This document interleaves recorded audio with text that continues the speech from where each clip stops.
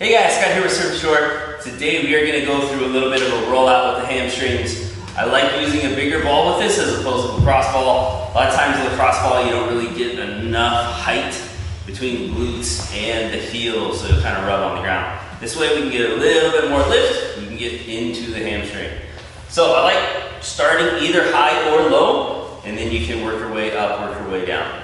Big goal with hamstring is that you are getting middle, you're also getting outside, and you're getting inside. A lot of muscle tissue within the hamstring, so you really want to make sure that you get all of those different parts of the muscle.